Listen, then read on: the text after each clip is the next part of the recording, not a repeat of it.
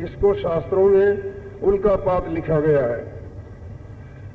तो इस उल्कापात के दुख से और ओलापात के दुख से, यानी जो ये गिरा पड़ता है, और महावृष्टि के दुख से, यानी बहुत ज्यादा बारिश होने के दुख से, और अनावृष्टि यानी बिल्कुल बारिश न होने के दुख से।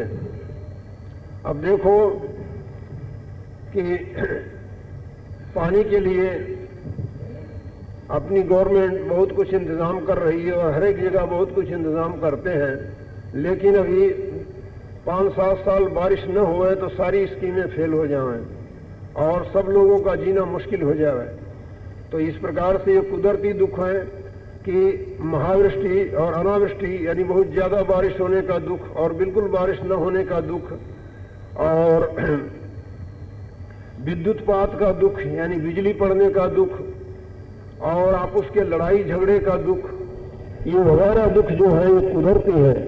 आप साइंस का भाई बहुत कुछ मेहनत और बलिदान करके इतनी उन्नति की और ऐसे ऐसे नतीजे निकाले, लेकिन फिर भी कुदरती दुखों से छुटकारा पाने की किसी तरह आशा नहीं बनती है। तो भाई बहनों को सोचना चाहिए कि जब इस कदर ऐसी मेहनत बाहरी तरीके से करने पर भी साइंस वाले ये आशा नहीं रख रहे हैं कि हम कुदरती दुखों से कभी छुटकारा पा जाएंगे, तो जब कुदरती दुख लगे रहे पीछे तो और भी दुख लगे रहेंगे, क्योंकि ये जितनी कुछ उन्नति करेंगे इससे दुनिया का भोग हासिल करेंगे। दुनिया का सुख जो है वो इंद्रियों का भोग है, और इंद्रियों का भोग जिस कदर भोगा जाएगा उसी कदर उसमें रोग होगा। भोग के पीछे रोग लगा हुआ है, और जब रोग लगेगा तो उसमें दुख होगा। तो इसलिए भाई बहनों सबको सोचना चाहिए कि ऐसी कार्रवाई करनी चाहिए कि जिससे कि सब प्रकार के दुखों से, दुनियावी और कुदरती सारे दुखों से छुटकारा पा करके सदा के लिए सुखी हो। तो वह तरीका यही है कि सर्वेश्वर प्रभु की भक्ति स्व संयोग के तरीके से इस कलयुग के समय में सब भाई बहन कर सकते हैं, और गृहस्थ आश्रम में रहते हुए कर सकते हैं। तो इसको समझ करके और इस बारीकियों को समझ करके जैसे और दुनिया के काम करते हो, जैसे और काम दुनिया के शरीर के सब कर रहे हो, उसी तरह से इसको समझ करके इसका उपदेश लेकर के ये भी 2 घंटे 3 घंटे जो सब है इसको भी करते चलो, तो दयालु प्रभु की दया तुम्हारी हर वक्त रक्षा और संभाल करती रहेगी। और जब वो रखवाला होगा, वो तुम्हारा रक्षक बनेगा, तो फिर भला बतलाओ कि तुम्हारा बिगाड़ करने वाला कौन होगा। जैसा कि तुलसीदास जी ने रामायण में कहा है कि बड़ रखवार रमापति जासु सीम की चाप सके को उतासु, यानी सबसे बड़ा रक्षक जब सर्वेश्वर प्रभु हुआ तो उसकी सीमा को कौन दबा सकता है। तो इसलिए उसका भेद लेकर के उसकी शरणागति अख्तियार करके इस आध्यात्मिक तरीके से उसकी भक्ति करो, वरना जिस भक्ति को करके सब भाई बहन संतोष मान रहे हैं कि हम भक्ति कर रहे हैं, वो सही तरीका नहीं है। ये सब क्या है कि एक ओढ़बा सा देना है। ओढ़बा देने से दुनिया का एक आदमी है वही तुम्हारे कोई काम में आड़ा नहीं आएगा, और किसी आदमी से तुम गहरा संपर्क बढ़ाओगे, उससे तुम्हारा प्रेम होगा, उसके यहाँ रोज तुम बैठो उठोगे, तो क्या नाम जब कोई तुम पर आपत्ति आएगी तो उसमें वो तुमको साथ देगा, तुम्हारी आपत्ति को दूर करने की कोशिश करेगा। तो भगवंत जो है, मालिक जो है, वो भला ओढ़वा देने से कैसे बेच सकेगा। और आजकल सिर्फ इतना है कि चलते चलते मंदिर आया तो यूं कर दिए, और जूता भी नहीं खोले यूं करके चल दिए। तो भाई यूं करने से ओढ़वा देना सा हो गया, इससे थोड़ी मालिक खुश होता है। तो ये क्या करना चाहिए कि सही तरीके की भक्ति करना चाहिए, सही तरीके की भक्ति करना चाहिए। ये सब अंधविश्वास की भक्तियां हैं कि चलते चलते मंदिर का दरवाजा आई है तो वो कर लिए, या कि जो कुछ और जैसे बतलाया जाए करते हैं, या कोई प्रसाद वसाद बोल दिए कि फलाना काज हो जाएगा तो हम प्रसाद चढ़ा देंगे। तो वो परमात्मा भगवान या मालिक वो रिश्वतखोर नहीं है कि तुम्हारे ₹1.25 के या ₹5 के प्रसाद से कोई किसी का काम कर दे, ये सब अपना अंधविश्वास है। इसलिए सही तरीके से भक्ति करके और उसका फल और फायदा जीते भी सब भाई बहन अपनी आंख से देखो। यह सुरक्षर योग जो हम कह रहे हैं, ये क्या नाम जीता हुआ हफ्ता मत है और इस कलयुग का धर्म है। इसकी बारीकियां समझ करके, इसकी कार्रवाई करके हर एक भाई बहन थोड़े दिन में देख सकते हो कि किस कदर उसकी दया का परिचय तुमको मिलता है और किस तरह उसकी तरफ से तुम्हारी रक्षा संभाल होती है और तुमको खुद विश्वास बढ़ेगा और तुम खुद अपने भाग्य को सराहोगे और दयालु प्रभु को धन्यवाद दोगे और गुरु को धन्यवाद दोगे। तो इस तरह से इसको करना चाहिए, लेकिन इसका उपदेश लेने के पहले बारीकियां समझना जरूर है। इसकी बारीकियां 5-7 दिन 10 दिन सत्संग करके अच्छी तरह से समझ लो और समझ करके फिर इसका उपदेश लेकर के ये भी कार्रवाई सब और कामों के साथ साथ करते चलो। जिस वक्त फुर्सत मिले, जैसे सुबह या शाम या रात्रि में, दोपहर में, जब भी फुर्सत मिले, जब भी इसको 2-4 दफे आधा घंटा इस आध्यात्मिक साधना को करते चले तो जैसे और कामों का इश्क बन जाता है या आदत पड़ जाती है, वैसे इसकी भी आदत पड़ जाएगी। जब इसकी आदत पड़ जाएगी तब तुमको अंतर में इस अभ्यास का, इस साधना का रस भी मिलने लगेगा। यानी लोग भाई बहन सिनेमा देखने जाते हैं, सिनेमा में पैसा लगाते हैं और वहाँ देख करके खुश होते हैं, लेकिन पैसा भी लगता, आंखें भी खराब होती हैं और कुछ नतीजा उससे नहीं निकलता, कोई फायदा नहीं होता। और ये सिनेमा जो तुम अंतर में देखोगे तो इससे तुमको अंतर में ताकत आएगी, शक्ति बढ़ेगी, प्रकाश बढ़ेगा तुम्हारे अंदर में, आनंद बढ़ेगा और अज्ञानता और अंधकार और दुख ये दूर होते जाएंगे।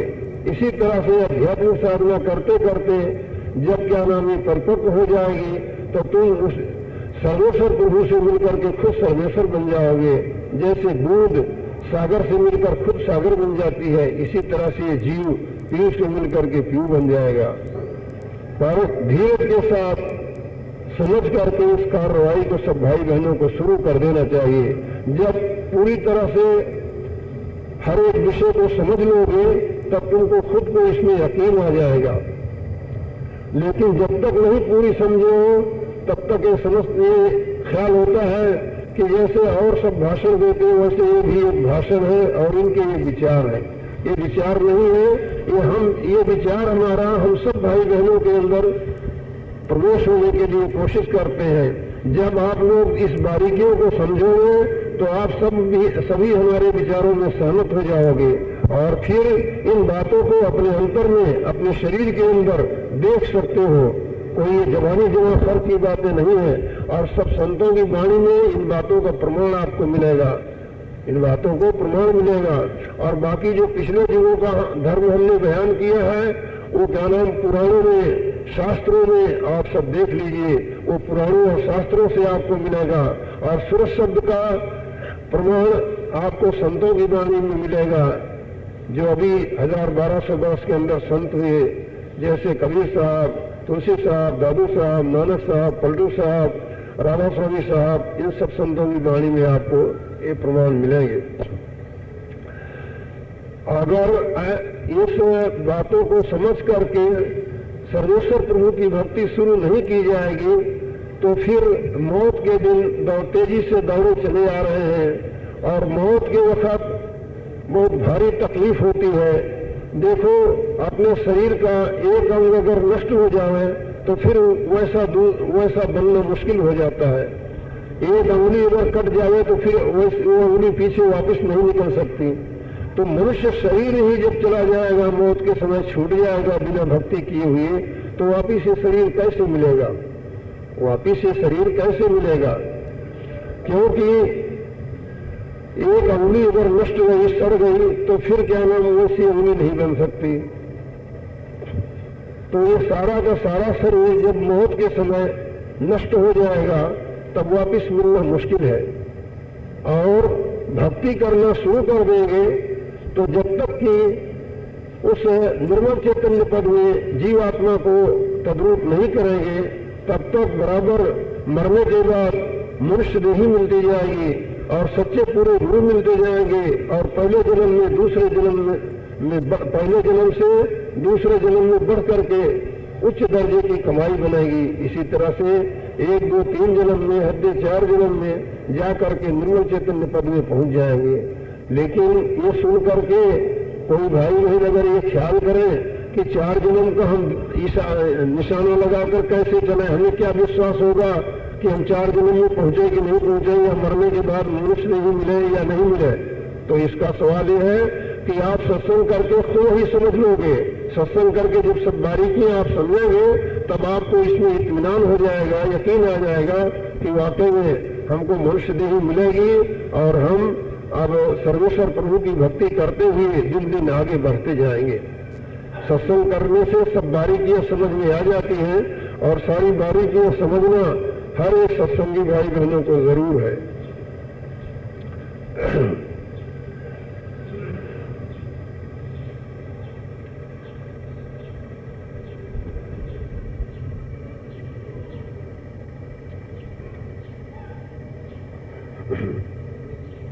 जीवन का धर्म भी यही है, क्योंकि सब भाई बहन सुखी रहना चाहते हैं, कोई दुखी रहना नहीं चाहते। यानी 3 बातों की चाहना हर एक भाई बहनों के दिल में रहती है। वो 3 बातें कौन? एक तो सुखी, हमेशा सुखी रहने की। दूसरी, हम सबसे ज्यादा ताकतवर हो। तीसरी, हमारी मान प्रतिष्ठा ज्यादा हो। तो ये ही सफलता, यानी मानव देही के अंदर जो जो चाहनाएं हैं खास खास, उनकी सफलता आपको भगवत भक्ति से, जो कि आध्यात्मिक तरीका है, करने से प्राप्त होगी। क्योंकि जब आप आध्यात्मिक तरीके से सर्वेश्वर प्रभु की भक्ति करेंगे तो भक्ति करके जब उससे आप मिल जाएंगे, उसका दर्शन हो जाएगा, तो वो सर्वशक्तिधीश्वर और परमानंद है।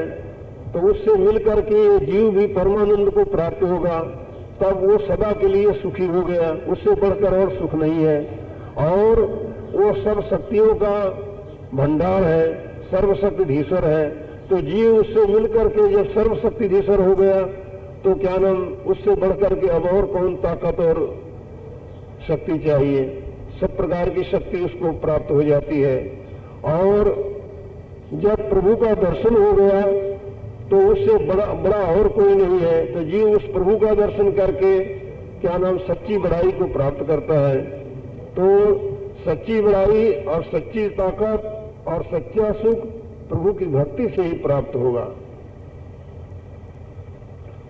और यहाँ की बड़ाई जो है दुनिया की, यहाँ की तो कभी कोई बड़ा हो जाता है, कभी कोई किसी से ज्यादा ताकतवर हो जाता है, उससे भी ज्यादा ताकतवर होते हैं। जैसा कि फारसी में कहा है कि खालिक ने एक से बेहतर किया है, खल्क दारा कोई किसी को सिकंदर बना दिया।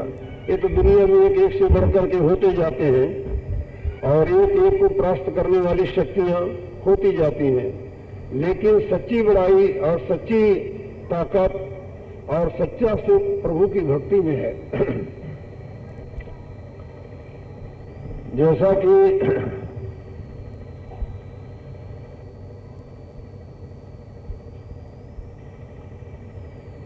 संतों ने कहा है कि प्रभुता को सब जग मरे, प्रभु को मरे न कोई। जो कोई प्रभु को मरे तो प्रभुता दासी हो। यानी प्रभुता के लिए तो जगत मरता है, लेकिन प्रभु के लिए कोई विरले ही मरते हैं। जो कोई प्रभु के लिए मरेगा तो प्रभुता वहां दासी बनकर के रहेगी।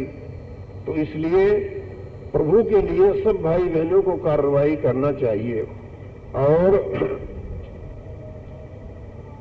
इस युग में प्रभु की भक्ति बहुत उच्च दर्जे की बनने का अधिकार सबको प्राप्त है।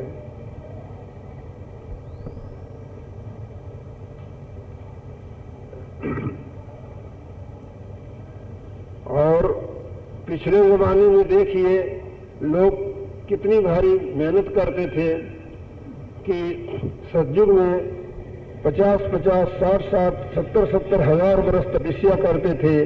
तपस्या में कितनी तकलीफें उठाते थे कि कोई तो एक पैर से खड़े रहते थे और मंत्रों का जाप करते थे, और कोई जब सूरज उगता तो सूरज उगते ही सूरज की तरफ मुंह करके खड़े हो जाते, एक पैर से खड़े रहते। जो सूरज घूमता जाता जो एक पैर से घूमते जाते, जब सूरज अस्त होता तब वो बैठते और मंत्रों का जाप करते, और खाना पीना भी धीरे धीरे छोड़ देते। क्या नाम, कोई पानी पी करके रहते, कोई बिल्कुल खाना पीना बंद कर देते, हजारों बरस क्या नाम हवा पी करके रहते थे। तो इतनी कठिन साधनाएं करते थे। इस कलयुग में तो दयालु प्रभु ने बहुत सरल कर दिया है, दयालु प्रभु ने बहुत सरल कर दिया है। वो सरल साधना भी हम सब भाई बहन नहीं कर सकते तो बड़ी भारी गलती और भूल है। अब उन लोगों ने, पिछले लोगों ने कितनी भारी मेहनत किया और कितनी मेहनत करके उससे जो कुछ लाभ हुआ सो उठाए, क्योंकि ये सारी शक्ति के द्वारा किया गया, तो इससे बहुत ऊंचे दर्जे का लाभ नहीं हुआ जो कि इस कलयुग में सब भाई बहनों को लाभ प्राप्त हो सकता है। और उस युग में वो साधनाएं इतनी कठिनता कर लेते थे, अब इस युग में वो नहीं बन सकती। क्यों नहीं बन सकती कि वो 60-60, 70-70 हजार वर्ष का तप करते थे। अब कलयुग में 60-70 हजार को छोड़ दो तो 60-70 वर्ष जीना मुश्किल है। इतनी उम्र किसी की हो गई तो कहते हैं कि पूरी उम्र भोग लिए भाई। तो इसलिए अब इस अल्पायु में सर्वेश्वर प्रभु ने अपने दर्शन का सही और सरल तरीका जारी फरमाया है। तो अब उस सरल और सही तरीके को सब भाई बहनों को जान करके और ये कार्रवाई करना चाहिए, नहीं तो बाद में पछताना पड़ेगा। क्योंकि मौत के वक्त जब दुख होगा फिर उस समय कोई न विद्या न बुद्धि और न धन दौलत कुटुंब संतान और दोस्त मित्र कोई भी उस समय आड़ा नहीं आएंगे। मौत के समय का दुख अपने आप को ही भोगना पड़ता है। और बाद मरने के ये शरीर की मृत्यु होती है, जीव की मौत नहीं होती है। ये बाद मरने के न मालूम किस जोनी में कहाँ जाएगा और क्या दुख भोगेगा, दुखी रहेगा या सुखी रहेगा, उसका भी कुछ पता नहीं। तो इसलिए सब भाई बहनों को चाहिए कि सर्वेश्वर प्रभु की भक्ति करें, जिससे यहाँ भी सुख से जीवन व्यतीत हो और बाद मरने के सुख स्थान में वासा पाएं।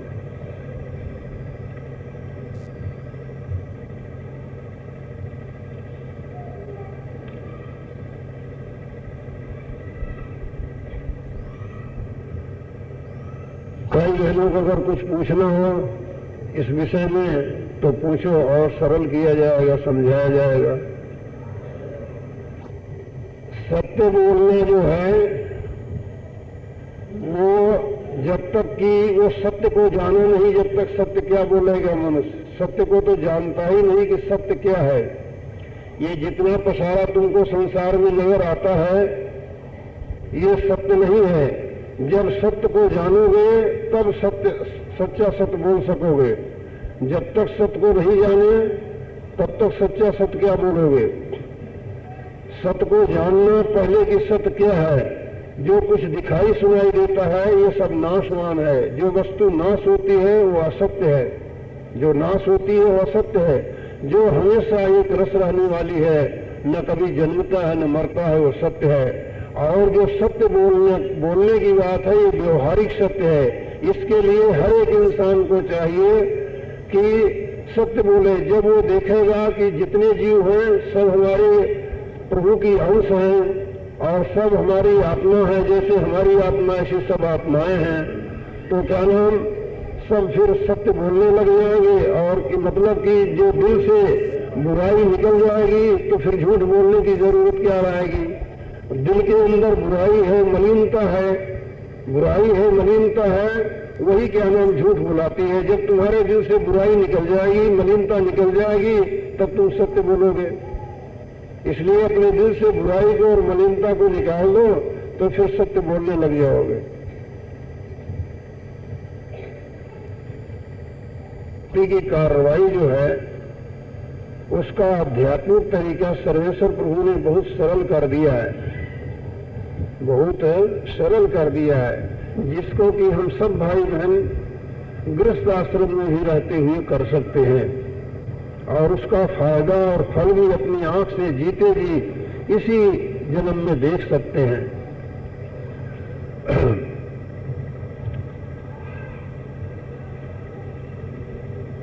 और ये जो बहुत सी कार्रवाइयां कुछ ऐसी हैं कि लोग इस आधार पर करते हैं कि हमको पिछले जन्म में इसका फल मिलेगा, पिछले जन्म में फल मिलेगा, तो पिछले जन्म की क्या कैसा फल मिलता है, क्या नहीं मिलता है, कौन सी देही मिलती है, इसका कुछ पता नहीं। तो इसी जन्म में उसका फल मिल जाए, ये परमार्थी कार्रवाई इस कलयुग में सर्वेश्वर प्रभु ने जारी किया है कि जिसका फल फायदा भी इसी आंख से, इसी देही से, इसी जन्म में देख लो। और सब संतों ने यही ध्यान किया है, बल्कि मुक्ति के विषय में अधिकांश भाई बहनों का ये मत है कि मुक्ति मरने के बाद मिलती है, मरने के बाद मुक्ति मिलती है, लेकिन ये ख्याल सही नहीं है। जीते जी मुक्ति का आनंद प्राप्त करो, अपनी मुक्ति अपनी आंख से जीते जी देखो, उसका आनंद जीते जी लो। संतों ने ऐसी मुक्ति बतलाया है। मरने पर मुक्ति होती है या भुक्ति में जाता है इसका क्या पता,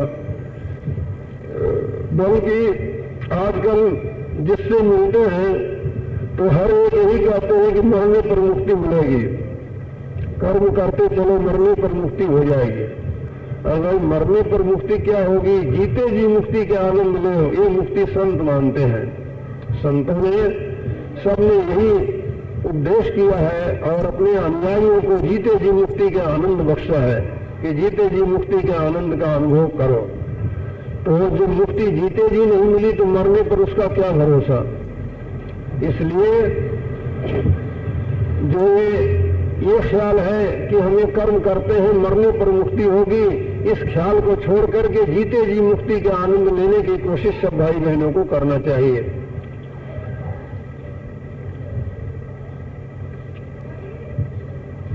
हर एक मत और मज़हब में अक्सर एक आते हैं कि इस जन्म में मुक्ति नहीं है या इस समय में मुक्ति का रास्ता बंद है। जैसा कि अब बहुत से सनातन धर्मावलंबी भाई बहन कहते हैं कि कलयुग में 10वां द्वारा खुलना बंद है। जैन मत में कहते हैं कि इस आरा में मुक्ति नहीं है। इस्लाम वाले कहते हैं कि रूह का मेराज हजरत मोहम्मद साहब को हुआ। मेराज हजरत मोहम्मद साहब को हुआ जब से रूह का मेराज यानी जीवात्मा की चढ़ाई बंद है। तो ये सब बातें समझने की है, यानी मुक्ति कभी भी बंद नहीं है। मुक्ति का तरीका हर वक्त जारी है, हर वक्त मुक्ति का रास्ता खुला हुआ है। 10वां द्वारा जो उन लोगों ने लिखा है कि 10वां द्वारा खुलना बंद है, तो चूंकि द्वापर त्रेता में ये योग साधन कराए जाते थे, वो योग साधन जैसा कि हम आज 4-5 दिन से समझा रहे हैं वो अब कलयुग में नहीं बन सकते। इसीलिए लोगों ने लिख दिया कि 10वां द्वारा खुलना कलयुग में बंद है। क्योंकि प्राणायाम योग और ये मुद्रा योग द्वारा इस कलयुग में सब नहीं आते, तो लोगों ने लिख दिया या कह दिया कि 10वां द्वारा खुलना बंद है। और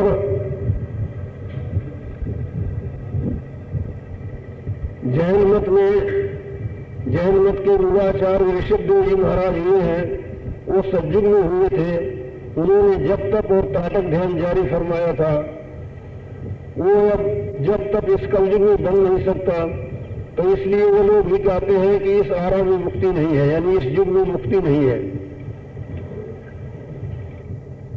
जब वो सतयुग का समय आएगा तो सतयुग में फिर जब तक कराया जाएगा, क्योंकि उस समय में शारीरिक शक्ति के घाट पर जीवात्मा कार्रवाई करती है, तब उस समय में मुक्ति होगी। और इस्लामी लोग कहते हैं कि रूह का मेराज हजरत मोहम्मद साहब का हुआ जब से बंद हो गया। भाई बंद क्या हो गया? उन्होंने भी बहुत कठिनता से इस अभ्यास की कार्रवाई करके और साधन किया था, और उसका भेद उन्होंने खोला नहीं। उन्होंने 5 वक्त का नमाज और 29-30 रोजा रमजान के महीने में ये जारी किया। और नमाज में इनके आता है कि उससे प्रार्थना करते हैं कि ये खुदावंद ताला तू अपना वसीला मुझको बख्श। मतलब कि उन्होंने देखा कि उन लोगों की बहुत अंत संत कार्रवाई है, ऊट पटांग कार्रवाइयां करते हैं, इसलिए पहले उस मालिक से प्रार्थना करें और 1 महीने का व्रत रखें। तो 1 महीने का व्रत रखने से और दिन में 5 वक्त उससे प्रार्थना करेंगे, ये जो नमाज बनाया है, तो इससे कुछ थोड़ी बहुत इनकी शुद्धि होगी। तो कोई गुरु मिल करके फिर क्या नाम रूह के मेराज का यानी सूरत की चढ़ाई का कि जीवात्मा का आयाम करके उसको आसमानों की सैर कराते हुए पिंड ब्रह्मांड के पार निर्मल चैतन्य में पहुंचाना, ये कार्रवाई के भेदी कोई गुरु मिलेंगे तो वो बताएंगे। तो इस तरह से हर एक लोग उनके विषयों को न समझे और उनके सिद्धांत को और इस कलयुग के धर्मानुसार आध्यात्मिक साधना का बताने वाला गुरु न रहने से हर एक मत वाले यही कहने लग गए कि इस युग में मुक्ति नहीं है, इस युग में मुक्ति नहीं है। लेकिन भाई इस युग में मुक्ति है, इस युग में मुक्ति है, परंतु कोई सच्चा वेदी गुरु तलाश करो तो मुक्ति का रास्ता बतला दे। मुक्ति का दरवाजा बहुत लंबा चौड़ा खुला पड़ा है, परंतु शोधने वाला होना चाहिए, कार्रवाई करने वाला होना चाहिए।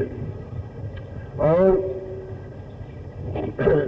बहुत सी बातें शास्त्रों में अनुभव गम लिखी हैं तो उसको लोग वहीं तक सीमित कर लेते हैं। अब जैसे रामायण में लिखते हैं कि जब शिव तीसर नैन उभारा देखत काम भयो जर छारा। तो मतलब अब एक कहावत है कि शिव जी के 3 नेत्र था और वो तीसरे नेत्र के खोलते ही काम को भस्म कर दिया शिव जी। तो वो तीसरा नेत्र सभी के है, सब भाई बहनों को तीसरा नेत्र मौजूद है, और वही तीसरा नेत्र जब खुलेगा तब आपको 14 लोग बैराट दिखलाई देगा और यहाँ की सांसारिक जो मलिन कामनाएं हैं ये सब नष्ट हो जाएंगी और आपको वहाँ का आनंद प्राप्त होगा। इसी को दूसरे शास्त्रकारों ने शिवनेत्र कहा है और गीता में कृष्ण भगवान ने इसको दिव्य चक्षु कहा है। लिखा है कि जब अर्जुन को दिव्य चक्षु दिया तब उसे बैराट दिखलाई दिया, तो इसी को दिव्य चक्षु कहते हैं। अभी 1500 वर्ष के अंदर जो संत हुए उन लोगों ने इसको तीसरा तिल कहा है। मुसलमान फकीरों ने इसी को नुक्ते सुवेदा कहा है। यह हर एक के अंदर तीसरा नेत्र हर एक के मौजूद है, पर गुरु मिले तो इसकी विधि आपको समझावें। और इस युग में तीसरा नेत्र खोलना इस तीसरे नेत्र के खोलने का बहुत सरल तरीका सर्वेश्वर प्रभु ने संत सदगुरु रूप धर करके जारी फरमाया है। तो इतने सरल तरीके को समझ करके हर एक भाई बहनों को ये कार्रवाई करनी चाहिए। अगर ये कार्रवाई नहीं की जाएगी तो मनुष्य देही मिलना मुश्किल है और फिर न मालूम किस किस योनि में जाकर के जीव दुख भोगेगा, क्योंकि देही के साथ जीव की मौत नहीं होती, जीव अमर है और देही बार बार जन्मती और मरती है। और ये सब आध्यात्मिक तरीके की युक्ति इस नरदेही में रची गई है, वो हमने समझा दिया। और 4-5 दिन से काफी बारीकियां हल हो रही हैं, लेकिन शुरू से आखिर तक सुनता जाए सिलसिलेवार तो समझ में भी आवे। कोई बात कभी सुना, कोई बात कभी सुना तो वो पूरी समझ में नहीं आती।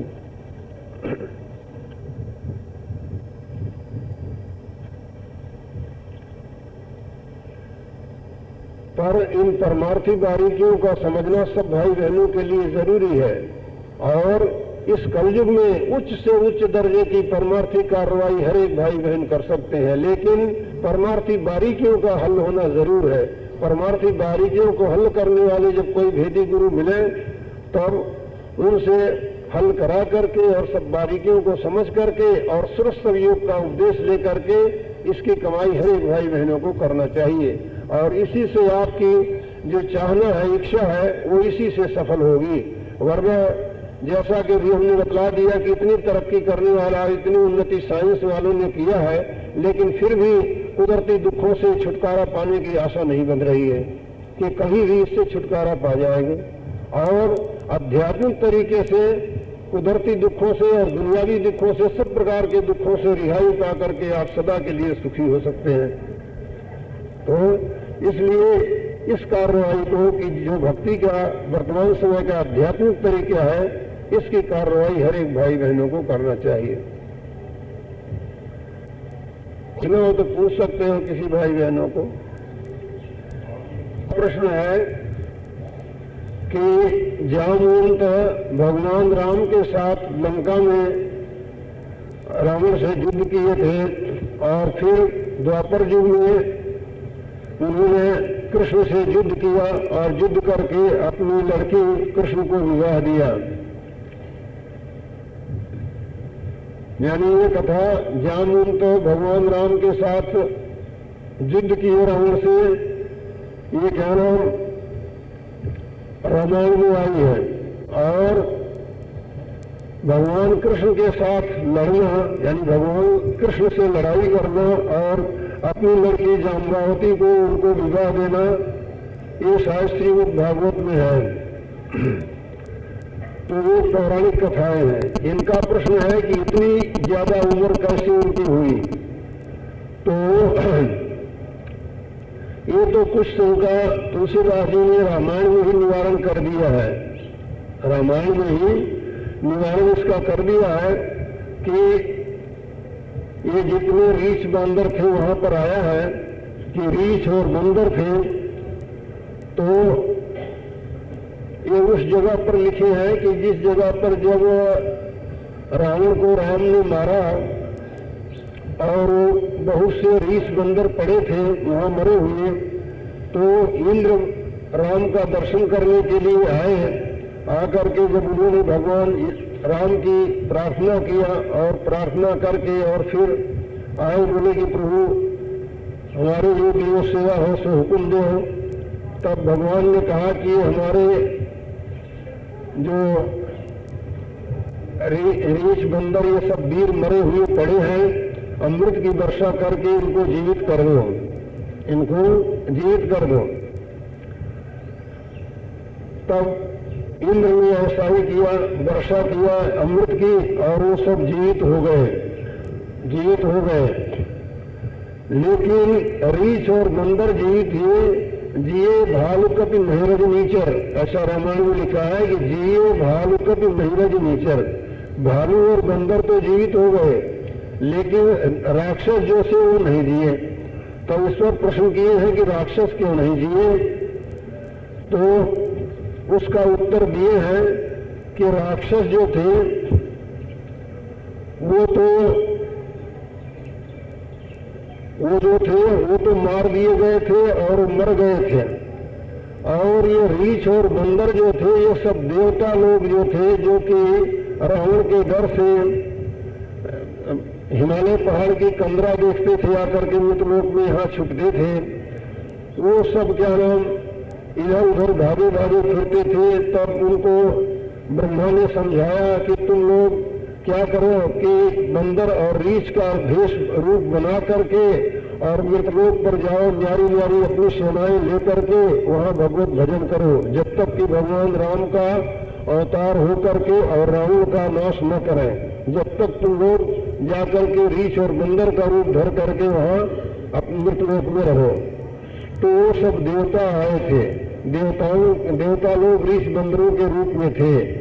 तो ये लोग जब मरे, इन पर मरने पर जब इन पर अमृत की वर्षा हुई, तो इन लोगों का प्राण कहाँ था कि ये सब देवता लोग रीछ बंदर बने थे। तो रीछ और बंदर के रूप से तो मर गए थे, लेकिन देवताओं के रूप से वो जीवित थे। तो देवताओं में इनके प्राण थे। जब ये अमृत की वर्षा करने से वो वापिस रीछ और बंदरों का स्वरूप जीवित हो गया।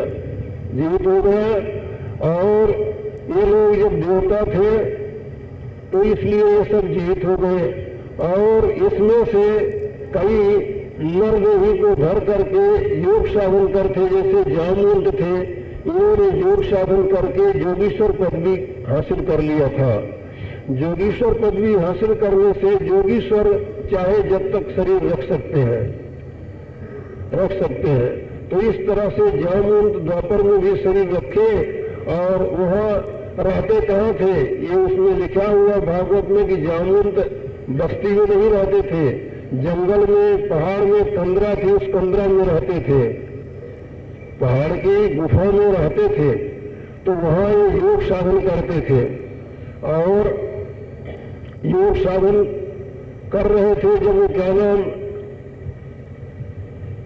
और मणि के लिए भगवान कृष्ण मणि को ढूंढते हुए गए थे, वो मणि उनके पास मिली थी और उस मणि को फिर जामवंत से लड़ करके लाए थे। जामवंत जब इनसे लड़ते मतलब कि जामवंत और कृष्ण की लड़ाई खूब जोर की हुई। लड़ाई होते होते 27 दिन बीत गया, न तो जामवंत हारे न कृष्ण हारे। आखिर में जब जामवंत बड़ा वीर था परंतु फिर भी बुढ़ा हो गया था, फिर भी कृष्ण से बराबर लड़ता रहा और ये भक्त था। तब भगवान कृष्ण ने देखा कि अब इसको क्या नाम अपना यानी जो छुपाव रखे हैं वो छुपाव नहीं रखना चाहिए। तब कृष्ण ने राम रूप प्रकट किया। जब जामवंत चरणों में पड़ गया, कृष्ण ने अपने कृष्ण रूप को छिपा करके राम रूप प्रकट किया। राम रूप से जब प्रकट हुए, धनुष लेकर के धनुष बाण लिए हुए राम रूप में जब प्रकट हो गए, तब जामवंत चरणों में पड़ गया। बोला, प्रभु आप ऐसा क्यों छुपे, मैं तो अनजान हूँ और आपके स्वरूप को नहीं पहचाना। तब फिर उसने जामवंत ने वो मणि दिया और अपनी लड़की जामवती को कृष्ण को विवाह दिया, कृष्ण को अर्पण कर दिया। और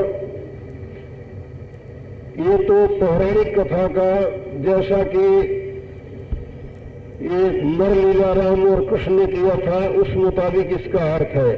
दरअसल ये अनुभवगम्य बात है, यानी ये आध्यात्मिक साधना से संबंध रखने वाली बातें हैं। आध्यात्मिक साधना से संबंध रखने वाली बातें हैं। तो आध्यात्मिक जो शक्तियां हैं उनको रामावतार में जैसे वाल्मीकि ने या तुलसीदास जी ने उन आध्यात्मिक शक्तियों को, जो आसमानी शक्तियां हैं, ताकतें हैं, जो आसमानी धाराएं हैं, उनको उसी नाम से पुकारा था और उसी नाम से व्यास जी ने द्वापर में भी वही नाम लेकर के उनके कहे हैं। वो शक्तियां जैसे इसके क्या नाम विवेक, विचार, संतोष और काम, क्रोध, लोभ यानी सकारी धाराएं और विकारी धाराएं ये है। इन धाराओं को कोई ना कोई नाम लेकर के, अब जैसे गीता में कुरुक्षेत्र का बयान किया गया तो कुरुक्षेत्र काल क्षेत्र को ही कुरुक्षेत्र बतलाया है। और महाभारत की लड़ाई है सो काम, क्रोध, लोभ, मोह, अहंकार विचारों से जो शील, क्षमा, संतोष, विवेक वगैरह की लड़ाई होती है, ये महाभारत की लड़ाई है।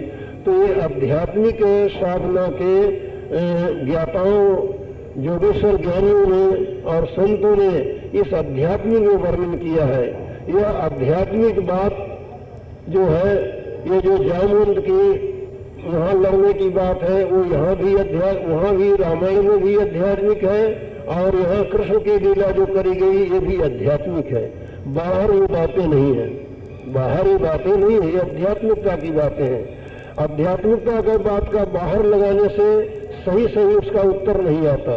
इसलिए ये आध्यात्मिक बातों की आध्यात्मिक नहीं लगाना चाहिए। जब अंतरिक्ष साधन किया जाएगा तब ये शक्तियां जो है सकारी और विकारी, सकारी शक्तियां कौन है? शील, क्षमा, संतोष, विवेक, वैराग इत्यादि ये सकारी धाराएं हैं।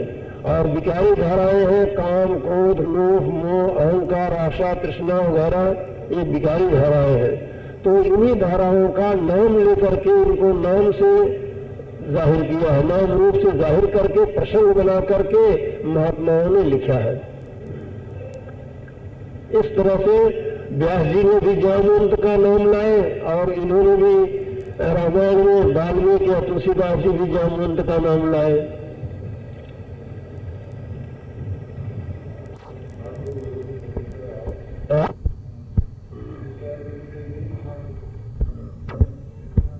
ये तो रामावतार, कृष्णावतार, विष्णु हर एक युग में लेते रहते हैं। हर एक युग में विष्णु का एक अवतार हुआ करता है। युग युग में, सतयुग में, त्रेता में, द्वापर में, कलयुग में ये 10 अवतार कल समझाया गया ना कि 14 विष्णु के हैं और 10 ब्रह्म के हैं।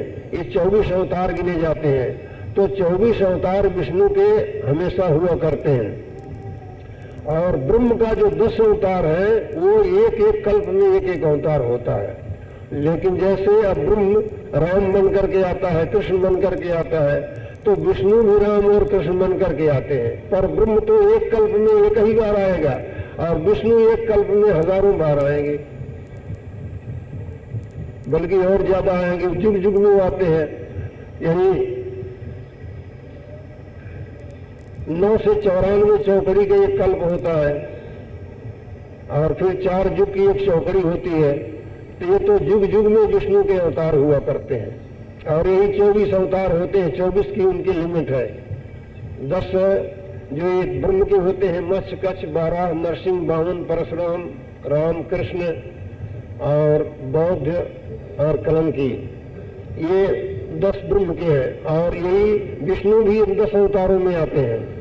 10 के रूप में विष्णु भी आते हैं और राम भी, यानी ब्रह्म भी 10 का रूप धारण करते हैं। लेकिन ब्रह्म जो है वो तो एक कल्प में एक ही बार आता है और विष्णु जो है युग युग में आया करते हैं। रूप सब वो वही रहेगा, विष्णु भी आएंगे इस रूप में।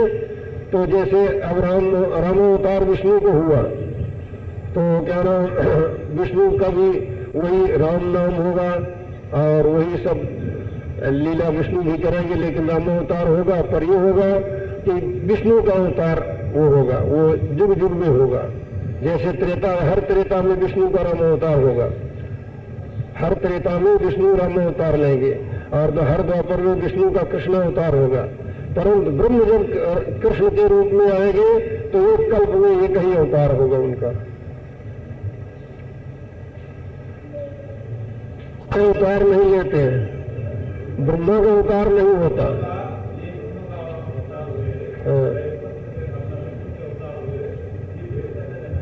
ये तो महापुरुष बतलाते हैं, संत महात्मा बतलाते हैं, जो ज्ञाता होते हैं हर एक को थोड़ी मालूम पड़ता है।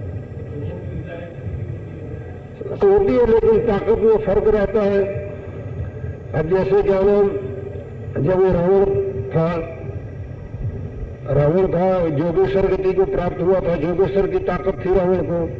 तो विष्णु क्या नाम कई बार उससे लड़ाई किए गरुड़ को सवार होकर के, लेकिन रावण को परास्त नहीं कर सके। तब ब्रह्म को अवतार लेकर के आना पड़ा।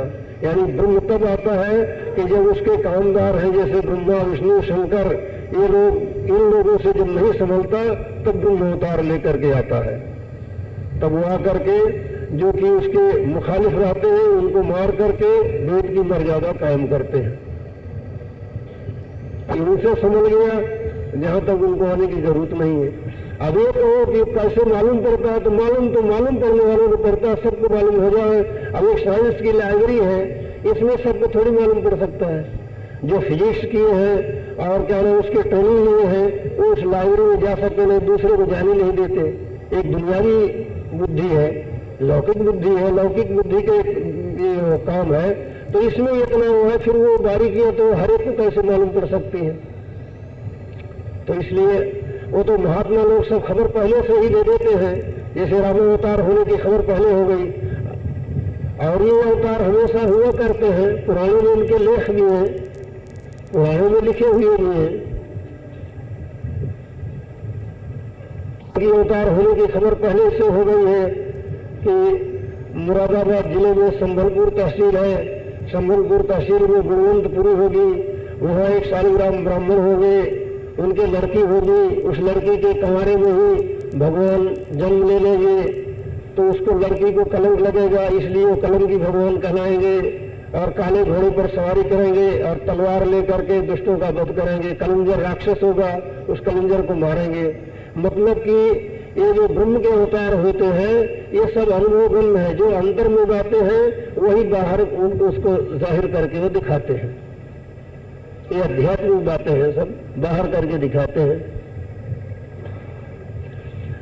और ये हर एक के होते रहते हैं, हर एक के 10 अवतार ब्रह्म के होते हैं। मनुष्य देही जो है इसमें 10 बीत जाते हैं, मनुष्य देही में 10 अवतार ब्रह्म के बीत जाते हैं शुरू से आखिर तक।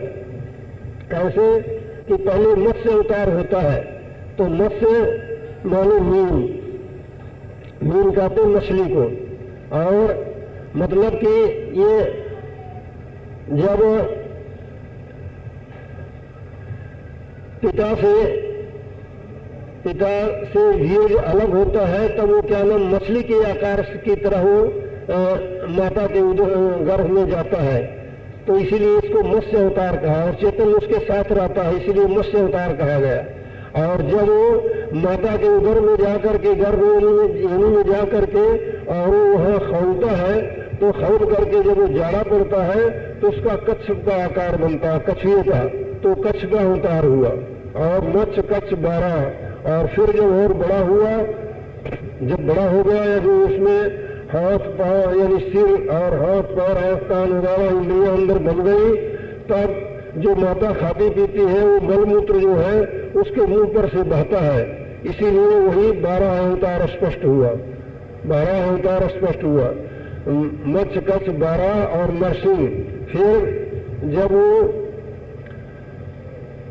शरीर पूरा बन गया और प्रसूत का समय हुआ, तब वो क्या नाम उस तंग स्थान को तोड़ करके और बाहर आता है, तो है तो नर लेकिन सिंह की करनी करता है। मतलब कि माता के योनि को फाड़ करके बाहर आता है तो नर होते हुए सिंह की करनी करता है, यही नरसिंह अवतार हुआ। और फिर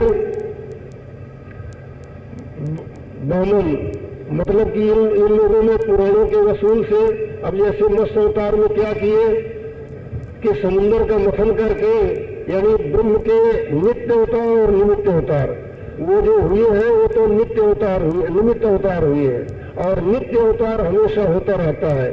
तो ये जैसे मत्स्य अवतार को हमने बतलाया, तो मत्स्य अवतार क्या है कि मत्स्य अवतार में पुराणों में क्या लिखा है, क्या किए कि एक राक्षस था, वो वेद को उठा कर ले गया था, समुद्र में छुपाया था, समुद्र में छुपा रखा था।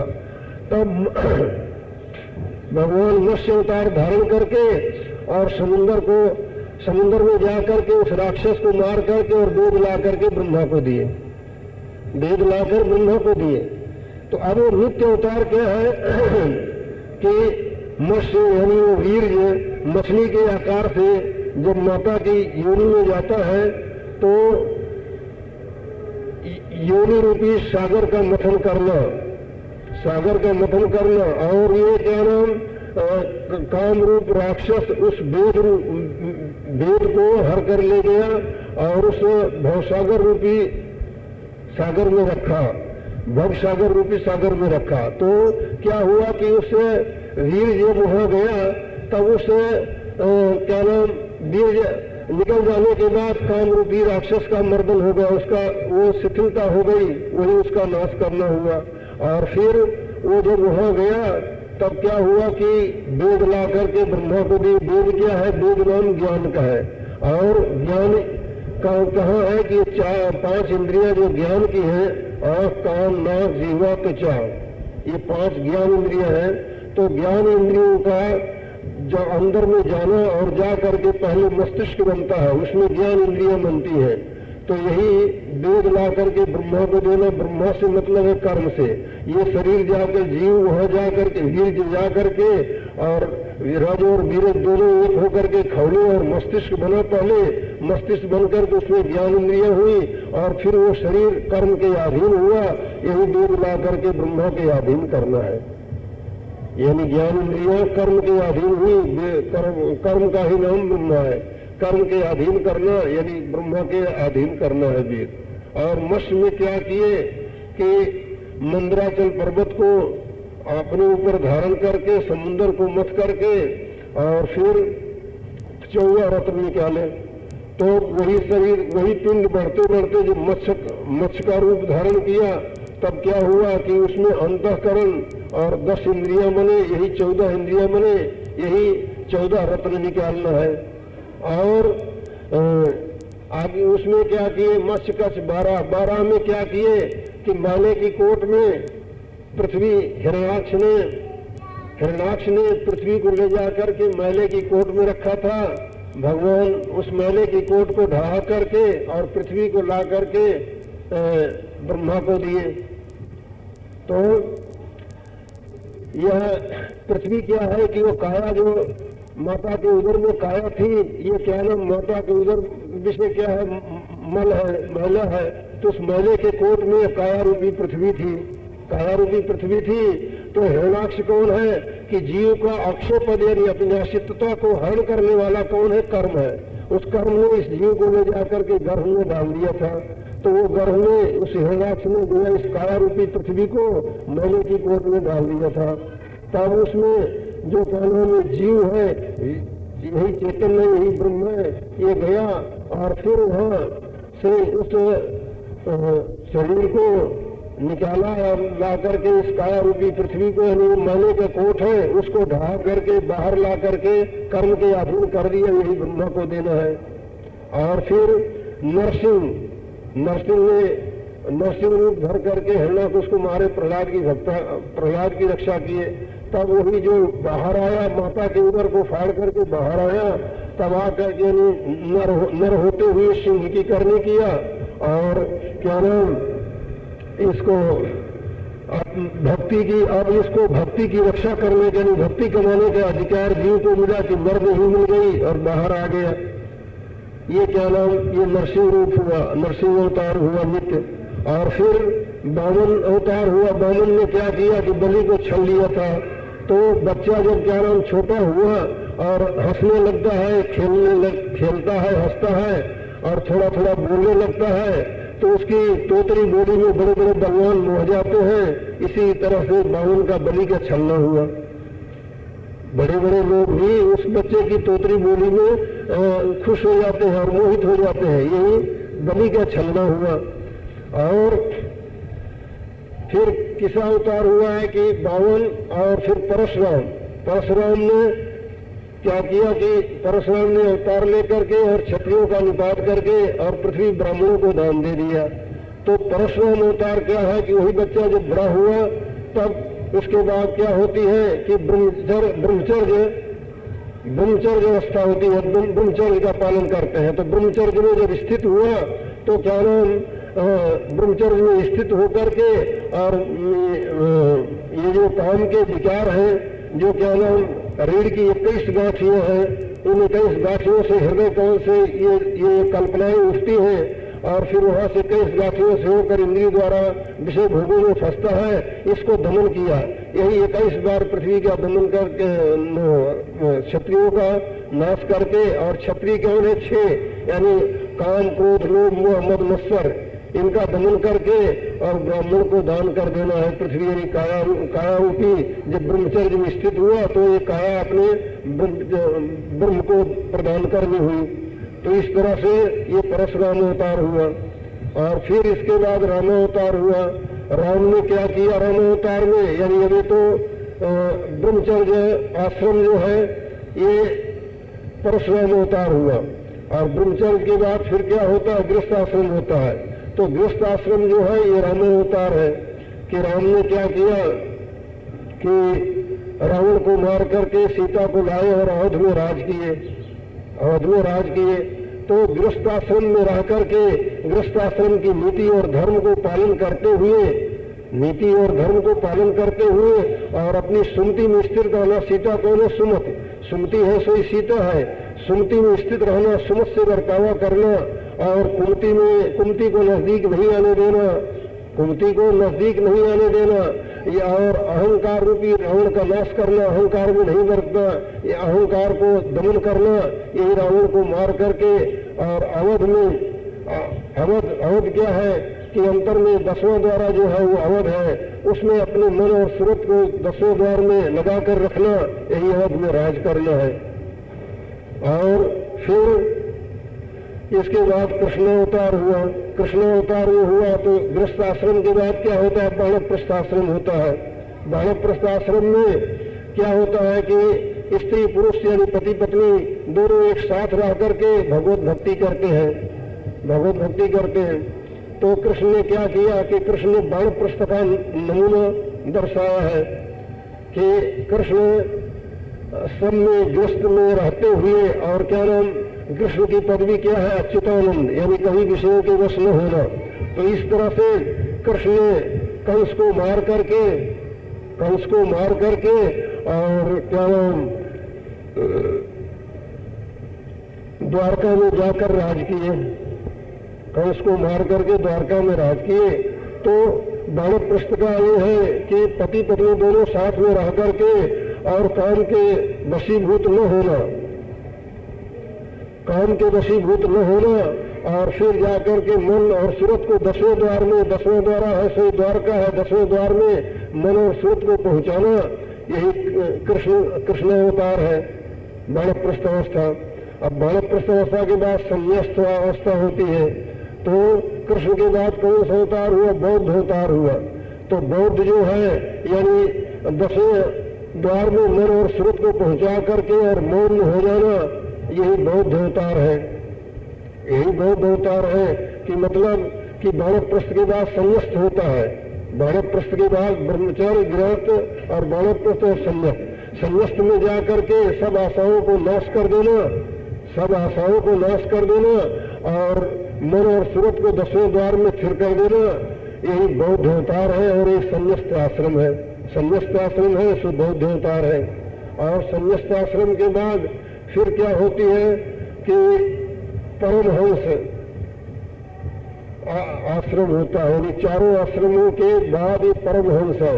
तब क्या कि यानी बौद्ध अवतार के बाद क्या हुआ? कलंकी अवतार हुआ। कलंकी अवतार में क्या किया? कलिंगर राक्षस को मारा। कलंकी अवतार लेकर के कलिंगर राक्षस को मारे। तो यह क्या है कि जब संन्यास्त में सब प्रकार की आशाओं की नास्ती करके और 10वें द्वार में सूरत रखा, जब 10वें द्वार में सूरत जाकर के ब्रह्म तद्रूप हुई, तब काल की जड़ कट गई। यही कलिंगर राक्षस को मारना है, काल की जड़ को काट देना, यही कलिंगर राक्षस को मारना है। तो इस प्रकार से ये 10 अवतार ब्रह्म के नित्य है और वो रज वीरज के साथ वो चैतन्य शक्ति रहती है, यही ब्रह्म का अवतार हुआ। और अवतार के माने उतार के होते हैं, ब्रह्म से वो चैतन्य शक्ति उतर करके त्रिलोकी में प्रवेश कर रही है, सब जगह त्रिलोकी में फैल रही है। तो इस तरह से ब्रह्म का यह अवतार नित्य का है, यानी हमेशा जो जितने जीव जंतु मनुष्य है सब ब्रह्म के ही अवतार है और ये नित्य अवतार है। और निमित्त अवतार जो है वो है जैसे रावण के लिए राम हुए, कंस के लिए कृष्ण हुए, ये सब वो नित्य अवतार है, वो दूसरी लीला। और ये नित्य अवतार ये है जो कि रोज हर एक मनुष्यों में हो रहा है।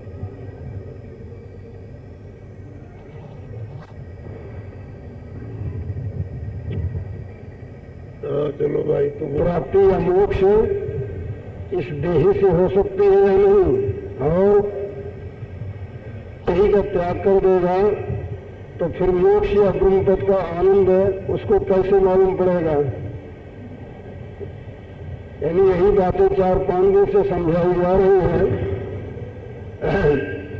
अब इस प्रश्न का उत्तर है कि जो पूछ रहे हैं कि ब्रह्मपद की प्राप्ति अथवा मोक्ष इस देही से प्राप्त हो सकती है या नहीं, और मोक्ष के लिए या ब्रह्मपद की प्राप्ति या नहीं, यही है प्रश्न। तो स्थूल देही के रहते ही ये विषय सुबह समझाया गया था कि अधिकांश लोगों का एक ख्याल है कि मरने के बाद मुक्ति होती है, मरने के बाद मुक्ति होती है, या मरने के बाद परलोक मिलता है, मुक्ति होती है। ये ख्याल जो है ये सही नहीं है, गलत है। मरने के बाद क्या मालूम मुक्ति मिल जाता है या भुक्ति मिल जाता है? मरने के बाद मुक्ति मिल जाता है या भुक्ति मिल जाता है, इसका क्या पता।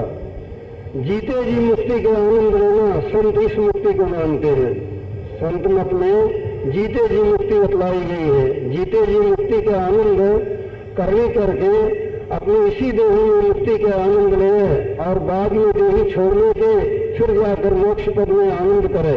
मोक्ष पद में जाकर के आनंद करने से मतलब यानी वहाँ जड़ नहीं हो जाता, वहाँ उसका चैतन्य स्वरूप आता है, ज्ञान में, चैतन्य में, आनंद में और सत्य स्वरूप उसका रहता है। वहाँ से सारी सृष्टि का खेल देखता है, क्योंकि चैतन्य अथवा स्वरूप जो है वो सब इंद्रियों के कार्य जो है, उन इंद्रियों का कार्य बिना इंद्रियों के करती है। जैसे बिना आंख के देखती है, बिना कान के सुनती है और बिना जिह्वा के सब रस लेती है, बिना पैर के चलती है और बिना हाथ के सारी सृष्टि की रचना करती है। जैसा कि तुलसीदास जी ने रामायण में लिखा है कि बिन पद चले सुनो बिन काना, कर बिन कर्म करो विज्ञाना, बिन बाणी बक्ता बड़ जोगी, आनंद रहित सकल रस भोगी, असब भांति अलौकिक करण नहीं जा सुझाव नहीं बाणी। तो चैतन्य में ये सब कैफियत है। और मोक्ष का मतलब ये है कि बंधन से छूटना, बंधन से छूटना। बंधन कौन है? बंधन दो प्रकार के हैं, अंतरी और बाहरी। बंधन दो प्रकार के हैं, अंतरी और बाहरी।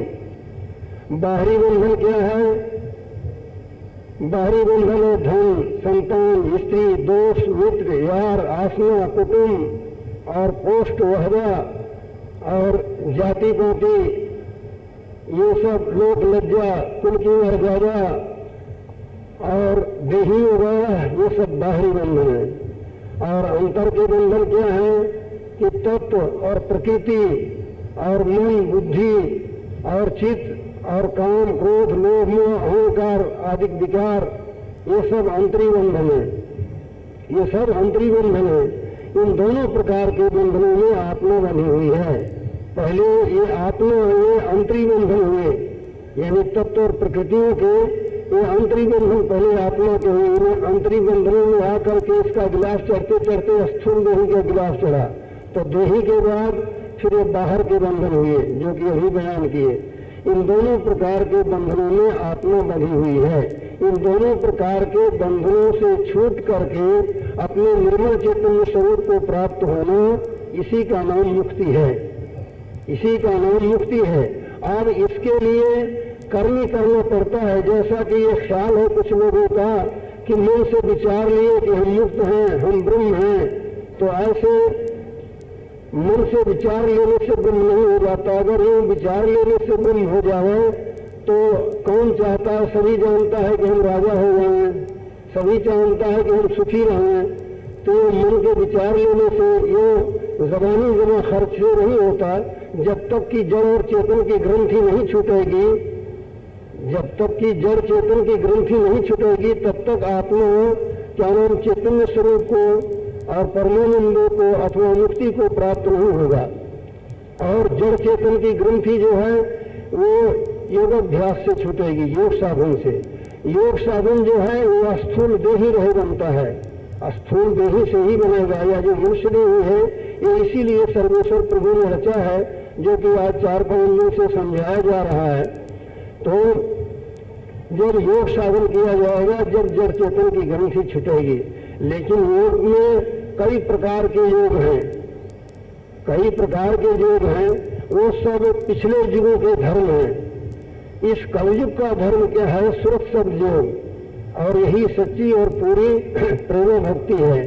तो इस सुरत सब योग के तरीके से प्रेम भक्ति को करके और अपने जड़ चेतन की ग्रंथि को खोल करके और जीवात्मा सब प्रकार के आंतरिक और बाहरी दोनों बंधनों से मुक्त होकर के निर्मल चैतन्य स्वरूप को प्राप्त होकर के इस देह में रहते हुए उस निर्मल चैतन्य स्वरूप को प्राप्त होकर के और सच्ची मुक्ति का आनंद और ब्रह्मानंद और सत्यानंद सब इस देह के अंदर देह में रहते हुए सब प्राप्त करके और यहाँ आनंद कर सकता है।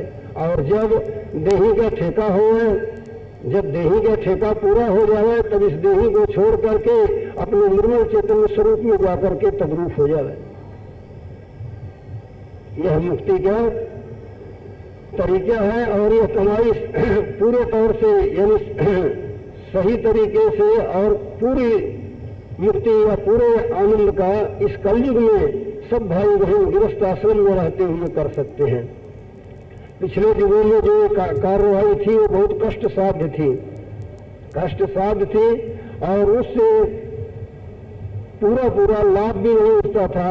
लेकिन अब सच्ची और सदा के लिए मुक्ति इस सुरत संयोग से इस कलयुग में सब भाई बहन प्राप्त कर सकते हैं। जैसा कि तुलसीदास जी ने रामायण में लिखा है कि कल कर एक पुनीत प्रतापा मानस पुण्य हो नहीं पापा। यानी इसका अर्थ यह है, टीकाकारों ने कुछ गलत अर्थ दे दिया है। वो लिखते हैं कि कलयुग का एक परम पवित्र प्रताप है कि मूसा का पुण्य हो जाता है, पाप नहीं होता। ये अर्थ सही नहीं है। तुलसीदास जी के अनुभव के अनुसार इसका अर्थ ये होता है कि कल कर एक पुनीत प्रतापा मानस पुण्य हो नहीं पापा। यानी कलयुग का एक परम पवित्र प्रताप है कि मानस में मनुष्य से वह पुण्य कर्म बनता है कि फिर कभी पाप बने नहीं। मतलब कि वह कौन सा पुण्य कर्म है कि सुरत सद्योग है। सुरत सद्योग की साधना करके या सुरत यानी चैतन्य जीवात्मा अपने निर्मल चैतन्य पद में सत्य पद में तद्रूप हो जाती है, जहाँ से फिर कभी न आवे न देही धरे और न पाप पुण्य बने। प्रलय महाप्रलय में कभी भी इसका वापिस आवागमन नहीं होता। ये हमेशा वहाँ सदा सत्य स्वरूप से अमर स्वरूप से आनंद करती है, यानी मालिक से मिलकर मालिक ही बन जाती है। तो ये कमाई कलयुग में बनती है, ये कमाई इस कलयुग में बनती है। इसीलिए कलयुग को तुलसीदास जी, कबीर साहब, नानक साहब और अवतार जैसे भगवान राम और कृष्ण, इन सब ने इस नरदेही को बहुत महत्व दिया है। इसे यहाँ तक की देव दुर्लभ देही कह दिया है। तो ये मुक्ति के लिए या ब्रह्मानंद के लिए या परमानंद के लिए इसी देही से ही कार्रवाई बनेगी। और कार्रवाई करके यानी आध्यात्मिक साधना करके इस देही में रहते हुए उस परमानंद को प्राप्त करके और उसका आनंद देही में जब तक रहेंगे, जब तक लेंगे, बाद देही छोड़ने के उस परमानंद धाम में जा करके सदा के लिए परमानंद का भोग करेंगे।